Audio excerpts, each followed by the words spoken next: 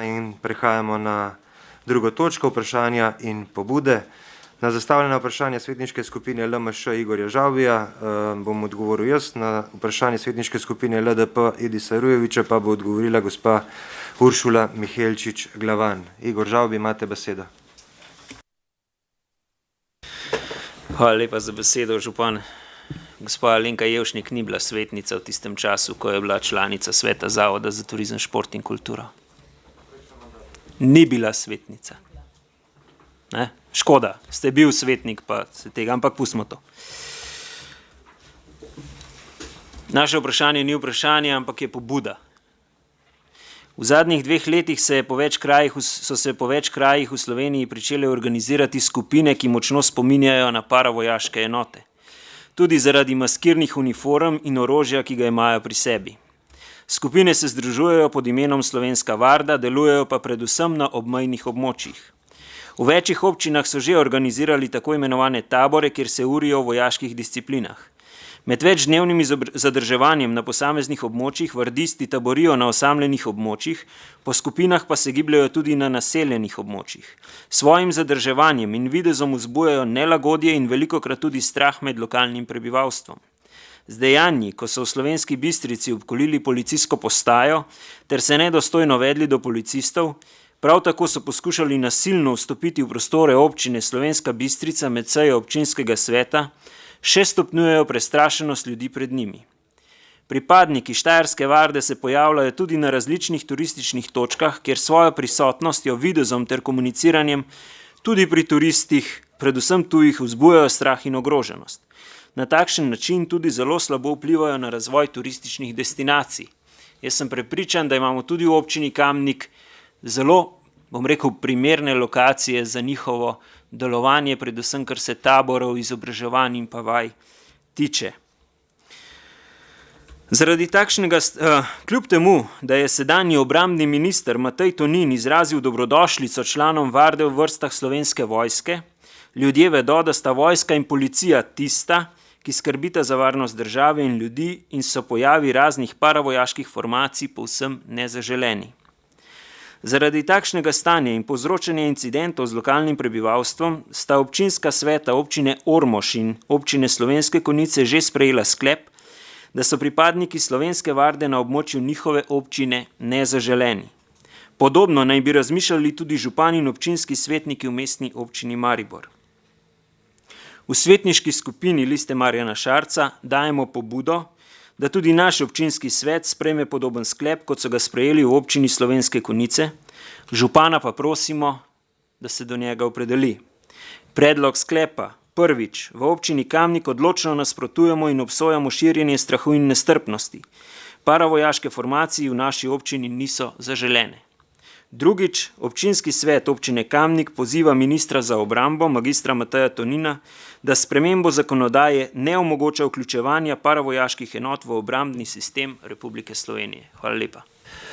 Hvala. V zvezi s podano pobudo gospoda Igorja Žavbija, člana občinskega sveta, po kateri naj se občinski svet občine Kamnik opredeli do predmetne tematike, menim, da sodi vprašanje pojavnosti nastajanja paravojaških enot v izrecno pristojnost države in njenih varnostnih organov, kot so policija in druge varnostne službe, ki v Republiki Sloveniji neposredno skrbijo za varnost ljudi in njihovega premoženja. Po našem vedenju aktivnosti omenjene Štajerske varde na kamniškem območju doslej ni bilo zaznati. Vprašanje morebitne tovrstne pojavnosti smo preverili tudi na policijski postaji Kamnik, iz njihovega odgovora pa je mogoče povzeti, da se varnostni organi na danem območju s tovrstno problematiko v tekočem letu še niso soočili. Ta ista ugotovitev izhaja tudi iz letnega poročila oziroma varnostne ocene, ki velja za območje občine Kamnik za leto 2019 in za pretekla leta. Slednje kaže na to, da policijska postaja Kamnik na območju, ki ga pokriva, uspešno in v celoti obvladuje varnostne razmere. Na podlagi navedenega in iz splošno dostopnih podatkov, nanašajočih se na vprašanje zagotavljanja javnega reda in miru, je mogoče povzeti, da se varnostno stanje na našem območju ni poslabšalo. Iz poročila policijske postaje Kamnik nadalje izhaja ugotovitev, da le ta v lokalni skupnosti tudi ne zaznava več primerov oseb, vključenih v tuje ekstremna gibanja, čemur smo bili priče v ne tako davni preteklosti. Ker je, kot že omenjeno, zagotavljanje javnega reda in miru oziroma v širšem smislu zagotavljanje javne varnosti v pristojnosti države in njenih varnostnih organov, velja v primeru tovrstne pojavnosti, če bi doslednje eventualno prišlo, o tem nemudoma obvestiti omenjene organe. Če bi se varnostne razmere na območju naše občine iz kakršnega koli razloga poslabšale, bom kot župan vsekakor predlagal uvrstitev točke dnevnega reda na sejo občinskega sveta. Glede priprave gradiva in obravnave varnostne problematike, ki zadeva konkretno lokalno skupnost, bomo zaprosili tudi policijsko postajo Kamnik, da njihov predstavnik aktivno sodeluje pri pripravi in obravnavi omenjene točke. Omeniti velja še, da v preteklosti lokalne skupnosti ne sodi opredeljevanje da v pristojnost lokalne skupnosti ne sodi opredeljevanje do vprašanj, ki so neposredno vezane na področje zagotavljanja obrambne sposobnosti Republike Slovenije. Iz navedenega razloga ocenjujem, da sprejemanje posebnih sklepov ni smiselno. Imate še dodatno? Izvolite. Lepo so vam pripravili odgovor, gospod župan. Vi imate v vaših svetniških vrstah zdravnika in pa gasilko. In oba dva dobro veste, da je preventiva veliko bolj pomembna od kurative. In te stvari, o teh stvarih debatirati potem, ko so enkrat tukaj, ko so ljudje prestrašeni, takrat sklicovati sejo oziroma uvrščati to gradivo na sejo je prepozno. V sklepu piše, odločno nasprotujemo in obsojamo širjenje strahu in nestrpnosti, gospod župan. A se s tem ne strinjate? Sej to ni nič tacga. Mislim, da bi mogli tole vsi roko dvigati, da so za. Obsojamo širjenje strahu in nestrpnosti. In zaradi tega paravojaške formacije v naši občini niso zaželene. Dajmo jim naprej povedati, da niso tukaj zaželeni. A bomo potem, ko bojo obkolili našo policijsko postajo, skakali svetniki v nedeljo zvečer na kup, pa to sprejemali? A bomo potem ljudje mirili? Mislim, da so stvari zelo resne, a ne? Res je, da jih tukaj še ni. Prisotni so predvsem v obmejnih območjih, ob južni meji. A me boste poslušali, gospod župan? Vam govorim. Sej bo omejila moj čas, brez skrbi. Stvari so resne. Vardisti delujejo na območju južne meje. Jaz govorim o slovenski vardi, vi pa govorite o štajerski vardi. To je ena pomembna. En pomemben podatek se mi zdi. Nič tazga ni, če sprejmemo sklep, da temu nasprotujemo. In kot drugo, mislim, da tudi mi, ker se je že zgodilo, da so občinski sveti dali neko pobudo naprej ministru, da tudi mi damo pobudo ministru, da neha vabiti vardiste v vrste Slovenske vojske. In pa spreminjati zakonodajo tako, da bodo tam dobrodošli. Če na drugačen način ne morejo popolniti vrst Slovenske vojske, mislim, da vardisti pa niso glih primerni za to, da bodo sodelovali pa skupaj hodili ob južni meji z našimi policisti in pa vojaki. In zato, gospod župan, vas še enkrat pozivam, da date na glasovanje ta dva sklepa, za katere ne rabimo nobene varnostne ocene in nobenih hudih študij. To je manj kompleksen primer priprave gradiva, kot pa priprava IP-ja za kolesarsko povezavo Kamnik-Ljubljana. A je kdo tukaj naj dvigne roko, tisti, ki se ne strinja s tem, da širjenje strahu in nestrpnost nista dobrodošla v naši občini? Mislim, da ga ni, gospod župan. Vi pa temu nasprotujete. Hvala lepa. Hvala. Še enkrat. V pristojnost lokalne skupnosti ne sodi opredeljevanje do vprašanj, ki so neposredno vezane na področje zagotavljanja obrambne sposobnosti Republike Slovenije. Besedo ima Edis Rujevič. Župan, hvala lepa za besedo. Moje svetniško vprašanje in obenem pobuda se glasi takole. Občina Kamnik je v zadnjih letih na področju turizma postorila nekaj pomembnih korakov. S sprejetjem strategije smo jasno začrtali smer in cilje, katere bi radi zasledovali. Izvedla so se tudi rekonstrukcijska dela v mestnem jedru, prenova glavnega trga ter prenova Maistrove ulice. Vse to so ukrepi, ki spodbujajo k večjemu obisku v mestnem središču. Zagotovo je staro mestno jedro poleg ostalih biserov velik potencial tako za razvoj turizma kot za ustvarjanje boljše kvalitete bivanja stanovalcev. Redka mesta imajo privilegij imeti tako bogato mestno jedro, kot ga imamo Kamničani. Zagotovo je ambient tisti, ki v mestna središča privabi obiskovalce. Prijeten ambient je, da nima moč doseči tudi skladno ureditvijo oziroma jasno določenimi predpisi, ki pa naj bodo v simbiozi z dediščino kraja. V Kamniku ne moremo mimo prepoznavnih in ohranjenih izveskov, ki dajo poseben čar mestnemu jedru. Žal pa tej tradiciji ne sledimo več, še več, dopuščamo, da imajo novi lokali napise in oznake, ki so v popolnem neskladju s prostorom in z ohranjanjem in negovanjem tradicije mestnega središča.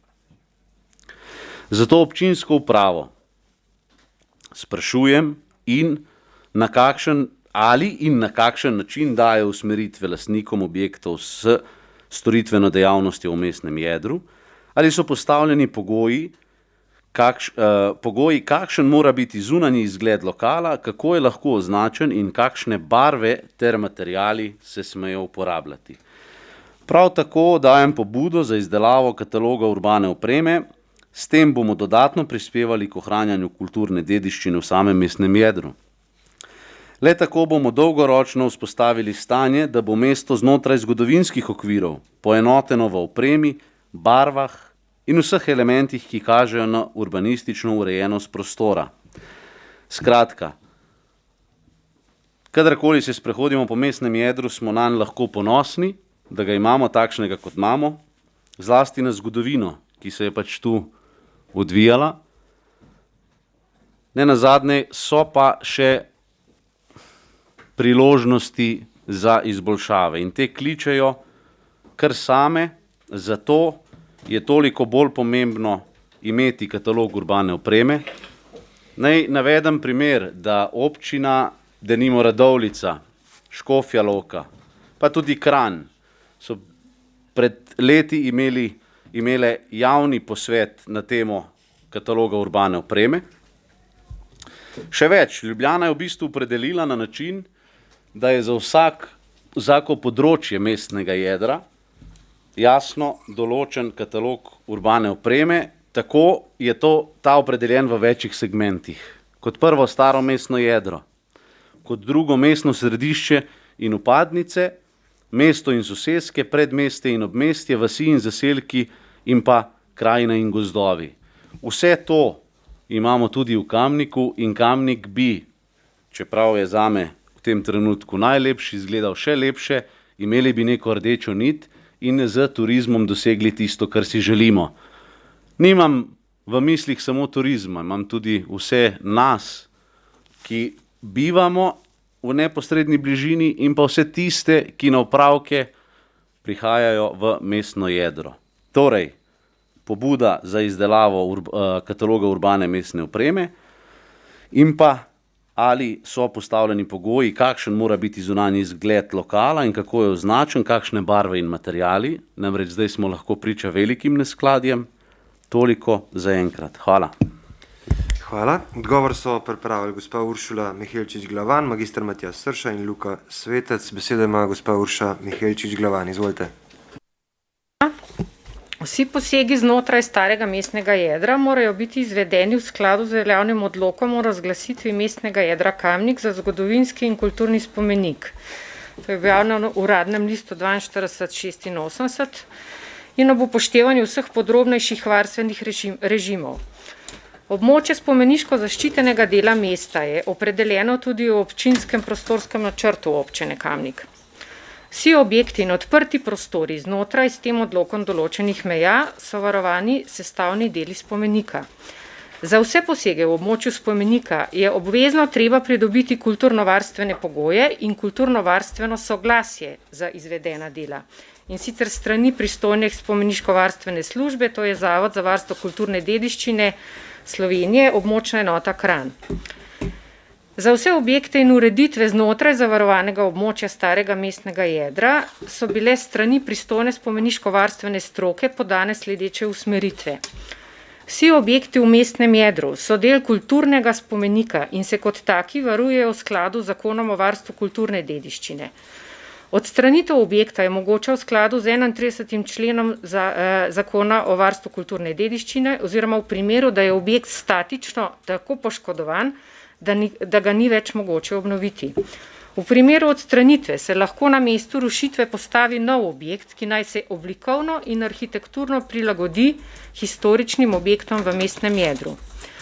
Novi objekti so mogoči v skladu s občinskim prostorskim podrobnim načrtom, pri čemer se mora njihova višina, širina in oblikovanje neopazno vključiti v obstoječo urbano strukturo mestnega jedra in silhuete naselja. Tlorisi novogradenj naj bodo poenoteni, brez dodatnih izidkov ali vsekov. Obstoječe vedute ne smejo biti okrnjene. Poleg predpisanih višin za posamezne vrste objektov je potrebno poštevati tudi vertikalni gabarit sosednjih historičnih objektov, tako da novi objekti po višini ne izstopajo iz celotne podobe niza objektov. Fasade novih objektov so v izbiri materialov, barv, umeščanju okenskih in vratnih odprtin prilagajajo historičnim objektom v mestu. Nadzidava objektov ni dopustna. Dozidava je dovoljena v izjemnih primerih le na dvoriščni strani objekta v skladu s historičnim urbanizmom mesta za potrebe obstoječih stanovanj. Prizidek naj se višinsko prilagaja osnovnemu objektu po oblikovnem vzoru historičnega urbanizma. Postavljanje samostojnih objektov v atrije na dvorišču in vrtove ni dopustno. Dovoljeno je odstopanje od obstoječega stanja v primeru boljše pričevalnosti objekta oziroma območja. Ohranjanje delov prvotnih objektov kot samostojnih objektov, ločenih od novih objektov, ni dopustno. Nameščanje zunanjih stopnišč oziroma dostopov v zgornje etaže ni dovoljeno. Zdaj pa še določila glede streh. Strehe in strešne konstrukcije se varujejo in po potrebi prenavljajo. Pri prenovi strešne konstrukcije naj se ohranijo obstoječi nakloni, razmerja in oblikovanje, če so leti v skladu s historično tipiko. Ukolikor niso, naj se pri prenovi oziroma zamenjavi strešne konstrukcije upoštevajo historična razmerja, oblikovanje in nakloni. Strehe morajo biti simetrične dvokapnice nad osnovnim tlorisom. Nad sestavljenimi tlorisi so dopustne tudi sestavljene dvokapnice. Strešine morajo biti v istem naklonu. Naklon strešin je mogoč od 38 do 45 stopinj, kritja pa v rdeči opečni bobrovec brez dodatnih obdelav. Umeščanje balkonov v strehe objektov ni dovoljeno. Pri obstoječih objektih za proizvodno in obrtno dejavnost je dopusten manjši naklon strešine, ravne strehe niso dopustne. Valoviti kritini iz prosojne plastike ali pločevine nista dopustni. Strehe je mogoče odpirati z odprtinami na plašč ali z dvokapnim enookenskimi kukrli. Kukrli morajo biti prekriti z dvokapno streho iz bobrovca, napušči naj bodo obiti z lesom in klasično izdelani. Fasade kukrlov so lahko obložene z lesom in ometane v skladu z oblikovanjem fasade. Napušče kukrlov je prepovedano oblagati s stiroporom. Novo odpiranje strešin z odprtinami na plašč je dovoljeno na dvoriščno stran objekta. Nove strešne odprtine je mogoče nameščati v skladu z osnostjo in oblikovanjem objekta. Streho je mogoče odpirati samo v enem nadstropju etaži strehe. Nameščanje strešnih oken je dopustno na dvoriščno stran oziroma neizpostavljeno stran objektov. Napušči naj se oblikujejo in oblavljajo v skladu s historično tipiko. Na novogradnjah ali pri prenovi morajo biti ometani in oblikovani polkrožno ali profilirano v skladu s tipologijo arhitekture objekta oziroma območja. Napušče je prepovedano oblagati in oblikovati iz stiropora. Nameščanje sončnih celic in fotovoltaičnih sistemov na strehe objektov v mestnem jedru ni dovoljeno.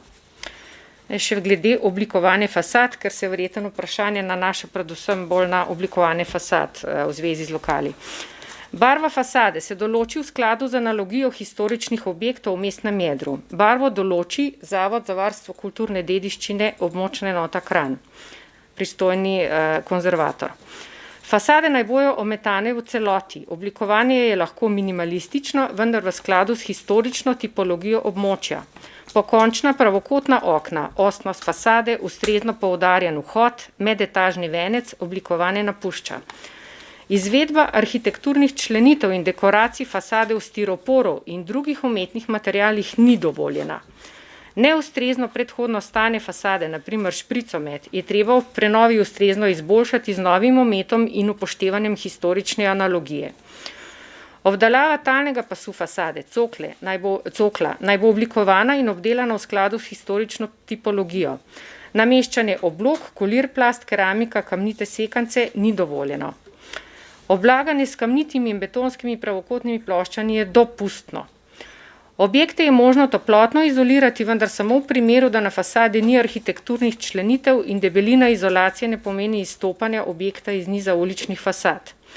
Na glavna pročelja ni dovoljeno postavljati vidnih inštalacijskih omaric, cevi in druge inštalacijske opreme. Stavbno pohištvo naj bo v celoti leseno. V primeru, da so obstoječa okna neznačilna za mestno jedro, jih je ob menjavi potrebno prilagoditi historičnemu videzu hiše in okna povzeti po historični analogiji. Neonske izveske, digitalne printe, reklamne fasadne obloge, videodispleje, pano napise je prepovedano nameščati na fasade objektov v mestnem jedru. Klima naprave so lahko nameščajo na podstreho ali na dvorično stran objekta. Klima naprav ni dovoljeno nameščati na ulične fasade. Dvigala je mogoče namestiti zgolj v primeru javne funkcije objekta samo na dvoriščno ali stransko fasado do napušča objekta in samo v primeru, da namestitev ni vedutno sporna in ne zmanjšuje vrednosti ambienta, v katerem se nahaja. Dvigalo naj bo v celoti montažno, stekleno in transparentno. Namestitev ne sme ogrožati ali poškodovati arhitekturne vrednosti objekta. Zdaj pa še glede dvorišč in vrtov. Območje dvorišč in vrtov se varuje v skladu z varstvenim režimom, ki je bil posredovan za celotno mestno jedro. Za vse nepravilnosti in nespoštovanje predpisov je pristojna gradbena in spomeniško-varstvena inšpekcija. V zadnjih letih je neupoštevanje določil tega odloka strani lastnikov nepremičnin v tem delu mesta močno v porastu. Pristojna inšpekcija pa kljub redkim prijavam ni odzivna. Posledica tega je slabšanje enotne podobe starega mestnega jedra in tudi izginjanje značilnih arhitekturnih elementov. Še glede kataloga urbane opreme.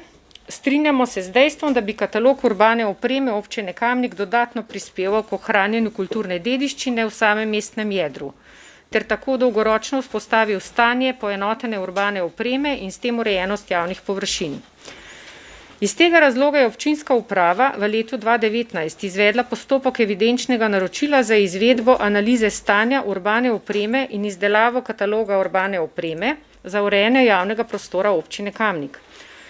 Na podlagi prejetih ponudb je bilo ugotovljeno, da so ponudbe presegale ocenjeno vrednost in razpoložljiva finančna sredstva.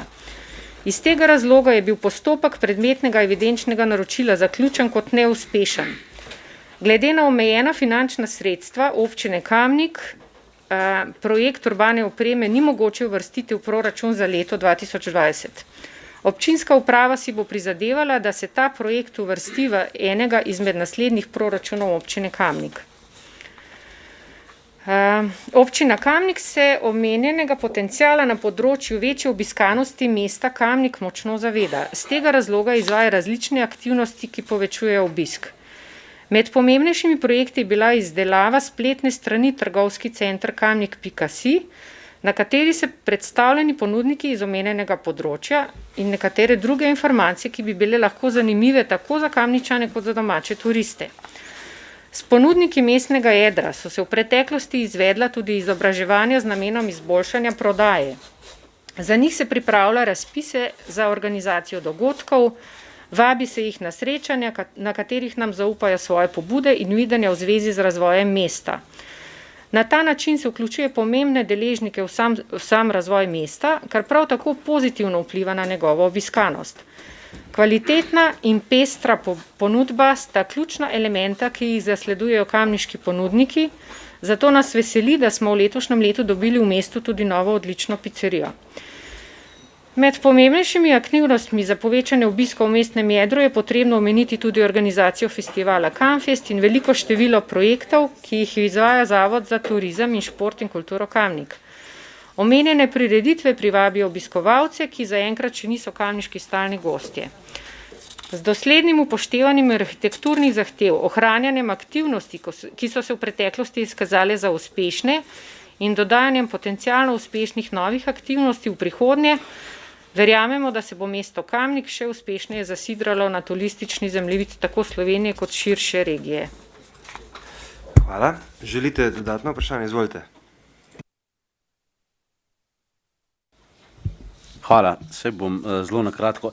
Najprej naj se vam zahvalim za res izčrpno predstavitev oziroma oceno trenutnega stanja in pa kaj so neke prioritete v prihodnje, ter pa zakonski okviri, kaj je tam možno. Zdaj, glede na to, da zakonski okviri in pa odloki nekako relativno dobro urejajo to področje, na drugi strani vidimo, da dejansko stanje je drugačno, kar ste tudi sama navedla v odgovoru.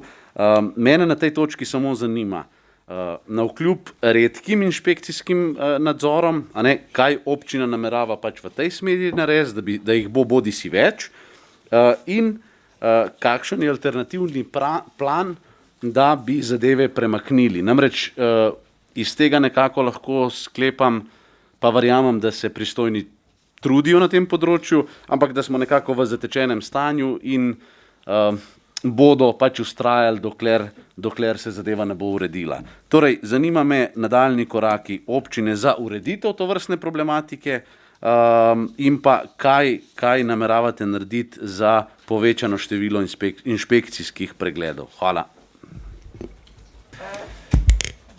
Govorila zdaj glede samih prijav. Dejstvo je, da določene stvari so bile prijavljene, to recimo vemo, tudi že nekaj časa nazaj, ampak inšpekcija enostavno ne reagira. Sploh velike težave so s spomeniško-varstveno inšpekcijo. Ker tukaj se mešata dve področji, eno je gradbena inšpekcija, eno je pa spomeniško-varstvena inšpekcija. In vemo že na primeru ene fasade v starem mestnem jedru so se potem stalno te pristojnosti nekako, bom rekla, prelagale iz ene na drugo in končni rezultat je bil, da ta fasada je potem ostala taki obliki, kot je. Se pravi, to je problematično, problematično je pa tudi to, zato sem prej mogoče malo bolj natančno pojasnila, kako natančno so določene, to se pravi, oblike in skratka vse mora iti preko Zavoda za spomeniško varstvo. Ampak enostavno investitorji niti ne pridejo do tega, niti niso ozaveščeni, da more za vsak poseg, to se pravi tudi za menjavo vhodnih vrat, recimo, dobiti najprej kulturno-varstvene pogoje, na osnovi potem teh kulturno-varstvenih pogojev se mora ta investicija, kakršnakoli že, je to manjša ali večja, izvesti in na koncu pridobiti tudi kulturno-varstveno soglasje. Ampak tega se enostavno investitorji ali pa lastniki nepremičnin ne poslužujejo. Moje osebno mnenje je, da bi mogli veliko več narediti na ozaveščanju. To se pravi, ne vem, s prijavami nekako, vemo, da je to velik problem širše v Sloveniji, s prijavami nekako ne pridemo kam delač. Tudi nobenih sankcij še ni bilo, se pravim do zdaj, in enostavno verjetno ljudje mislijo, da pač sej bomo pa naredili, se ne bo nič. Moje mnenje je, da bi mogli mogoče več tudi strani občine narediti na ozaveščanju. Mi smo pred časom še, ne vem, sem bila še na oddelku za prostor, enkrat skozi tednik tudi nekako dajale take napotke, da bi ljudi malo osveščali, ampak seveda direktno ne moramo, pravzaprav nimamo nobenega vzvoda, da bi lahko sankcionirali take stvari. Zato je pač na žalost pri nas še inšpekcija, ki pa ni odzivna. Hvala. Zaključujem točko vprašanja in pobude.